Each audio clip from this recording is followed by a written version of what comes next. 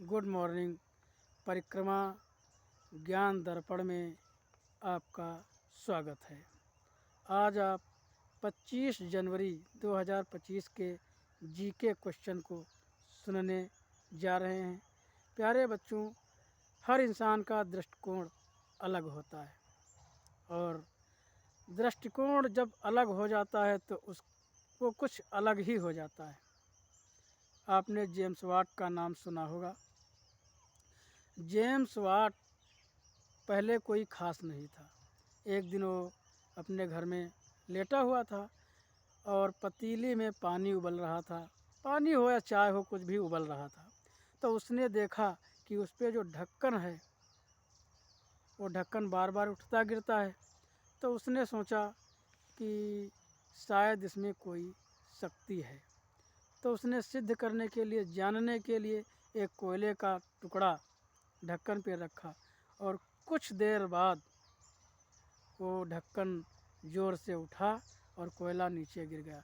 इससे James Watt को अनुमान लगा, जेम्स वाट ने समझ लिया कि शायद भाप में कोई शक्ति है और उसी शक्ति के, उसी पावर के आधार पर उसने एक रेल का इंजन बना दिया, भाप का इंजन बना दिया, ऐसे कहो भाप का इंजन बना दिया।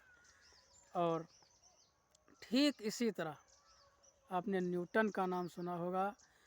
न्यूटन एक दिन बाग में बैठे थे और उन्होंने देखा कि सेब आकर के ज़मीन पर गिरा। तो उनके अंदर एक विचार आया। जब सेब को गिरते हुए ज़मीन पर देखा तो उनके अंदर एक विचार आया कि आखिर ये सेब ऊपर क्यों नहीं चला गया, दाएं बाएं क्यों नहीं चला गया, आखिर ये ज़मीन पर ही क्यों आया।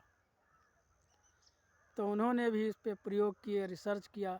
तो उनको पता चला कि ज़मीन में के अंदर, यानी ज़मीन में कोई गुरुत्वाकर्षण बल होता है, जिसके कारण जितनी भी वस्तुएं गिरती हैं वो सब ज़मीन पर ही आती हैं।